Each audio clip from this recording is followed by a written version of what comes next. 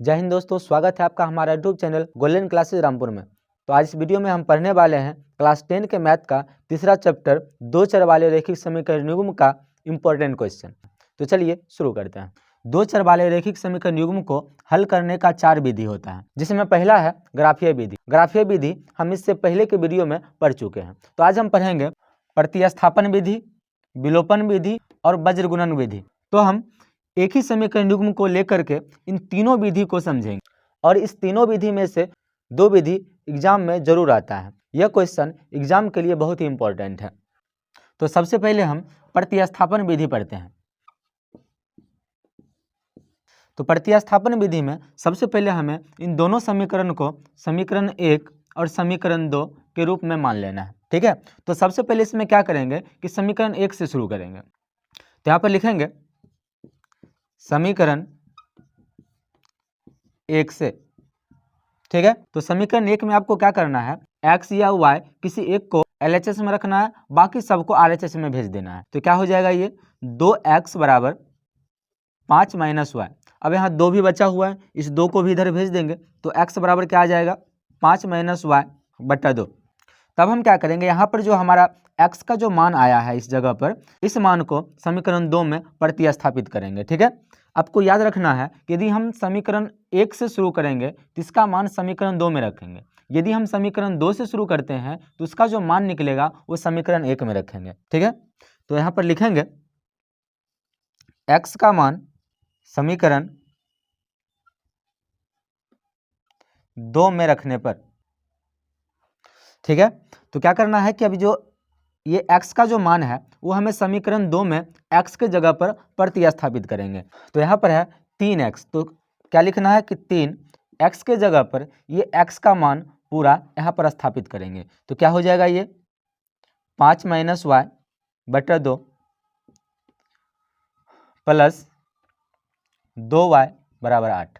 ठीक है, अब इसको हल करके y का मान निकालेंगे। तो क्या हो जाएगा, ये दोनों कैंसिल तो नहीं हो सकता है, तो ऊपर गुना करेंगे तो ये हो जाएगा 5 तिया 15 माइनस 3y बटा 2 प्लस 2y बराबर 8। यहाँ पर हम क्या करेंगे कि 2y के नीचे कुछ नहीं तो 1 रख सकते हैं। ठीक, अब हम क्या करेंगे, इस 2 और 1 का एलसीएम लेकर भिन्न का जोड़ बनाएंगे। ठीक, तो 2 और 1 का एलसीएम क्या आ जाएगा, तो ये आ जाएगा 2। ठीक है, तो 2 इकाई 2, ये यहाँ पे आ जाएगा 15 माइनस 3y। फिर से यहाँ पे प्लस लिखेंगे, प्लस यहाँ पर 2 को 1 से भाग लगाने पर 2 बार में कैंसिल होगा और 2 को 2 से गुना करेंगे तो कितना आ जाएगा, ये 4y इक्वल टू 8। अब यहाँ पर y को y से हम माइनस कर सकते हैं, क्योंकि यहाँ पर माइनस है और यहाँ पर प्लस है। ठीक है, इसे हम माइनस करेंगे। ठीक, तो क्या आ जाएगा यहाँ पर 15। अब 4y में से 3y माइनस हो जाएगा तो बचेगा 1y, जबकि यहाँ बड़े अंक में प्लस है इसलिए यहाँ पर प्लस रखेंगे। ठीक, बटा 2 बराबर 8। अब यहाँ पर ये 2 भाग में है तो उधर जाने पर ये गुना में आ जाएगा। तो क्या लिखेंगे, यहाँ 15 प्लस y इक्वल टू 8 गुना 2। ठीक है, अब लिखेंगे 15 प्लस y बराबर 8 को 2 से गुना करेंगे तो 16। अब ये 15 को उस साइड भेजेंगे तो y बराबर कितना आ जाएगा, 16 माइनस 15। यहाँ माइनस इसलिए देंगे क्योंकि 15 के पीछे यहाँ प्लस है और बराबर की साइड जाने पर यह विपरीत चिन्ह हो जाता है। ठीक, तो y का मान कितना हो जाएगा, 16 में से 15 को माइनस करेंगे तो आ जाएगा 1। अब यहाँ पर y का मान हमारा 1 आ गया है। अब y के मान को हम समीकरण 2 या 1 किसी में भी रख सकते हैं। ठीक, तो यहाँ पर लिखेंगे y का मान समीकरण 1 में रखने पर। ठीक है, अब यहाँ समीकरण 1 में y के स्थान पर y का मान 1 रखेंगे। ठीक, तो क्या आ जाएगा, ये 2x प्लस y की जगह पर हमें क्या रखना है, 1। ठीक है, बराबर तो यहाँ आ जाएगा 5। अब इसे इस साइड भेजेंगे तो कितना आ जाएगा, ये 2x बराबर 5 माइनस 1। ठीक है, अब 2x बराबर 5 में से 1 माइनस करेंगे तो आ जाएगा 4। तो x बराबर 4 बटा 2 काटने पर 2, तो x का मान कितना आ गया, 2। तो लास्ट में हम लिखेंगे अतः x बराबर 2 y बराबर 1। ये हो गया हमारा आंसर। तो इस प्रकार हम प्रतिस्थापन विधि से किसी भी समीकरण युग्म को हल कर सकते हैं। अब फिर से हम इसी समीकरण को विलोपन विधि या लुप्तीकरण विधि, इस विधि को विलोपन विधि को लुप्तीकरण विधि भी कहा जाता है, तो इस विधि से हम हल करेंगे। ठीक, तो इस विधि में क्या करना होता है, पहले समीकरण में जो x का गुणांक है उससे समीकरण 2 को गुना करना है, ठीक है, और दूसरे समीकरण में जो x का गुणांक है उस अंक से समीकरण 1 को गुना करना है, ठीक है। और लिखना है आपको, यहाँ पर लिखेंगे समीकरण 1 को 3 से, ठीक है, क्योंकि 1 को हम 3 से गुना कर रहे हैं, ठीक, और 2 को 2 से गुना करके घटाने पर, ठीक है। यहाँ पर हमें क्या करना है, फिर से इसे समझते हैं। पहले समीकरण में x के गुणांक में जो संख्या होगा उस संख्या से समीकरण 2 को गुना करना है, और समीकरण 2 में जो x का गुणांक होगा उस संख्या से समीकरण 1 को गुना करना है, और लिखना होगा समीकरण 1 को 3 से, मतलब जिस संख्या से हम गुना करेंगे वो लिख देंगे कि समीकरण 1 को 3 से और 2 को 2 से गुना करके घटाने पर। अब हम क्या करेंगे कि इस समीकरण को 3 से गुना करेंगे, तो 3 से गुना करने पर क्या आ जाएगा, यहाँ पर अगर हम 2 को 3 से गुना करते तो आ जाएगा 6x, और यहाँ पर प्लस y को 3 से गुना करेंगे तो 3y बराबर 5 को 3 से गुना करेंगे तो 5 तिया 15, ठीक। फिर से इस 2 से इस समीकरण को गुना करेंगे तो क्या आ जाएगा, ये 6x प्लस 2 को फिर 2 से गुना करेंगे तो आ जाएगा 4y बराबर 8 को 2 से 16। अब इसे माइनस करेंगे, ठीक। तो आपको याद होगा कि माइनस करने में क्या होता है कि चिन्ह चेंज हो जाता है। इसे यहाँ पर प्लस है तो ये माइनस हो जाएगा, फिर यहाँ प्लस है तो माइनस माइनस, ठीक। और जो एक समान मिलेगा उसे हम कैंसिल कर देंगे। यहाँ पर याद रखना है कि जो नया चिन्ह हम देंगे उसका वैल्यू रहेगा और पहले वाले चिन्ह का यहाँ वैल्यू नहीं होगा, ठीक है। तो क्या हो जाएगा, यहाँ पर 4 में माइनस है और 3 में प्लस है, तो विपरीत चिन्ह है, तो यहाँ पर हम क्या करेंगे, माइनस करेंगे। तो क्या हो जाएगा, 4 में से 3 माइनस होगा तो 1 बचेगा, यानी कि 1y। अब बड़े संख्या में माइनस है तो यहाँ पर माइनस देंगे। फिर से अब यहाँ पर भी माइनस और प्लस है, यानी कि विपरीत चिन्ह है, तो यहाँ भी हम माइनस करेंगे तो 16 में से 15 माइनस होगा तो 1 बचेगा। अब यहाँ बड़े संख्या माइनस है तो माइनस, अब माइनस माइनस कैंसिल हो जाएगा तो y बराबर कितना आ जाएगा, 1, ठीक है। अब इस y के मान को हम समीकरण 2 या 1 किसी में रख सकते हैं, तो लिखेंगे y का मान समीकरण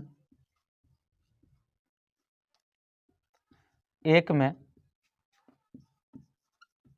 रखने पर, अब समीकरण 1 जो है उसमें हम y का मान 1 को प्रतिस्थापित करेंगे, ठीक। तो क्या आ जाएगा, ये 2x प्लस 1, क्योंकि यहाँ पर y जो है, y के जगह पर हम y का मान 1 रखेंगे तो यहाँ आ जाएगा 1 बराबर 5, ठीक। इसे अब उस साइड भेजेंगे, क्या आ जाएगा, ये 2x बराबर 5 माइनस 1, तो 2x बराबर 5 में से 1 माइनस करेंगे क्या आ जाएगा 4, तो x बराबर 4/2, काटने पर 2, तो x का मान कितना आ जाएगा, 2। तो यहाँ x का मान फिर से 2 आया, ठीक है। तो क्या लिखेंगे, अतः x बराबर 2, y बराबर 1। ये हो गया हमारा आंसर। तो इससे पहले विधि जो हम बनाए थे प्रतिस्थापन विधि, उसमें भी हमारा आंसर यही आया था और इस विधि में भी यही आया। अब हम फिर से इसी समीकरण युग्म को वज्र गुणन विधि से हल करेंगे। तो इसके लिए क्या करना होगा कि यहाँ RHS में जो संख्या है इसे LHS में लाना होगा। ये हो जाएगा 2x प्लस y माइनस 5 बराबर 0, फिर से 3x प्लस 2y माइनस 8 बराबर 0। यहाँ पर आपको पता होगा कि पहले समीकरण में जो x का गुणांक होगा उसे a1, y के गुणांक को b1 और अचर पद को c1 कहा जाएगा, ठीक है। दूसरे समीकरण में x के गुणांक को a2, y के गुणांक को b2 और अचर पद को c2 कहा जाता है, ठीक है। जैसे यहाँ पर क्या हो जाएगा, a1 का मान 2, b1 का मान जो y का गुणांक कुछ नहीं तो 1 है तो आ जाएगा 1, और c1 का मान अचर पद जो है -5। फिर से a2 जो है दूसरे समीकरण में जो x का गुणांक है वो a2 आ जाएगा 3, और b2 दूसरे समीकरण में y का गुणांक जो है 2, और c2 दूसरे समीकरण में अचर पद जो है -8। ठीक है। अब इस वज्र गुणन विधि के लिए एक सूत्र होता है जो बहुत ही आसान है। उसमें सबसे पहले क्या आता है, x बटा BC माइनस BC रखना है, फिर बराबर y बटा इस CA माइनस CA रखना है। ठीक है। फिर से 1 बटा AB माइनस AB। ठीक है। अब इस सभी में आपको पहले में 1 और 2 और दूसरे में 2 1 रखना है। इसी तरह से सब में रख देंगे। तो यहाँ पर रखना है 1 2 और 2 1, 1 2 2 1। बस हो गया ये सूत्र। फिर से एक बार रिवाइज करते हैं। आपको क्या करना है कि सबसे पहले इस 3 चीज़ों को याद रखना है, BC CA AB। इन 3 चीज़ों को अगर आप याद रखते हैं तो ये सूत्र आप कभी भी लिख सकते हैं, याद करने की कोई ज़रूरत नहीं है। क्या करना है, सबसे पहले कि BC जो है इसे हम x के नीचे लिखेंगे BC माइनस BC। ठीक है। फिर से बराबर रख के y के नीचे रखना है CA माइनस CA। ठीक है। CA माइनस CA रख देंगे। फिर से बराबर देकर 1 के नीचे रखना है AB माइनस AB। और अब क्या करेंगे कि पहले वाले में 1 और 2 रखना है, दूसरे वाले में 2 1। इसी तरह से तीनों में रखेंगे 1 2 2 1 1 2 2 1। ठीक है। तो इस प्रकार बन गया हमारा सूत्र। ठीक। अब इस सूत्र में इन सभी मानों को रखेंगे और आंसर निकालेंगे। ठीक। तो x बटा पहला है b1, तो b1 का मान हमारा क्या है 1, तो यहाँ पर लिखेंगे 1 गुना C2 का मान क्या है -8, यहाँ लिखेंगे -8। ठीक है। माइनस B2 का मान क्या है 2, तो यहाँ पर लिखेंगे 2 गुना C1 का मान है -5, तो यहाँ पर लिखेंगे -5। ठीक। फिर से y बटा पहले यहाँ पर है C1, तो C1 का मान है -5, तो यहाँ लिखेंगे -5 गुना A2, तो A2 का मान क्या है, A2 का मान है 3, तो यहाँ पर लिखेंगे 3 माइनस C2 का मान है -8, तो यहाँ पर लिखेंगे -8 गुना A1 का मान कितना है 2, तो यहाँ पर लिखेंगे 2। इसी प्रकार फिर से 1 बटा A1 का मान कितना है 2, तो यहाँ पर लिखेंगे 2 गुना B2, तो B2 का मान क्या है 2, फिर से यहाँ पर लिखेंगे 2 माइनस A2। अब देख लीजिए A2 का मान है 3, तो क्या लिखेंगे यहाँ पर 3 गुना B1, तो B1 का मान है 1, तो यहाँ पर लिखेंगे 1। अब इसी प्रकार हम क्या करेंगे कि यहाँ पर सबसे पहले गुना का काम करेंगे, उसके बाद फिर माइनस करेंगे और फिर आंसर निकलेगा। तो यहाँ पर क्या करेंगे x बटा, इस दोनों को जब गुना करेंगे तो -8 को 1 से गुना करेंगे तो आ जाएगा -8, यहाँ पर माइनस माइनस प्लस आ जाएगा, तो 5 को 2 से गुना करेंगे 10 बराबर y बटा 5 तिया 15 -15, यहाँ माइनस माइनस प्लस हो जाएगा, और 8 दूना 16 बराबर फिर से 1 बटा 2 को 2 से गुना करेंगे आ जाएगा 4, माइनस 3 को 1 से गुना करेंगे 3। ठीक है। फिर से x बटा, अब यहाँ 10 में से 8 माइनस होगा क्योंकि दोनों में विपरीत चिन्ह है, इसलिए 10 में से 8 माइनस करेंगे तो आ जाएगा 2, और बड़े संख्या में प्लस है तो यहाँ भी प्लस होगा बराबर फिर से y बटा, अब यहाँ 16 में से 15 को माइनस करेंगे क्योंकि यहाँ भी विपरीत चिन्ह है, तो 16 में से 15 जाएगा तो 1 बचेगा बराबर, यहाँ पर 4 में से 3 माइनस करेंगे तो ऊपर तो 1 है ही और नीचे भी 1 आ जाएगा। ठीक। अब आपको क्या करना है कि इस x बटा 2 के बराबर में 1 बटा 1 रखना है, फिर y बटा 1 के बराबर में 1 बटा 1 रखना है। तो क्या हो जाएगा, सबसे पहले लिखेंगे कि x बटा 2 बराबर 1/1 और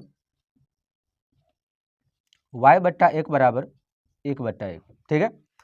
अब यहाँ तिर्यक गुना होगा तो क्या आ जाएगा, ये x से कम x बराबर 2 एकम 2, तो ये x का मान आ गया, और यहाँ पर तिर्यक गुना करेंगे तो y कम y 1 एकम 1, तो फिर से वही आंसर आया यहाँ भी, जो इससे पहले जो हम सबसे पहले प्रतिस्थापन विधि से हल किए थे तो भी हमारा यही आंसर आया, और विलोपन विधि या लुप्तीकरण विधि से जब हल किए थे तो भी आंसर यही आया, और वज्र गुणन विधि से भी यही आंसर आया। तो इस प्रकार हम वज्र गुणन विधि से किसी भी समीकरण युग्म को हल कर सकते हैं। ठीक है, यदि आपको यह वीडियो पसंद आया तो वीडियो को लाइक करें और हमारे चैनल पर नए हैं तो चैनल को सब्सक्राइब करें। Thank you for watching.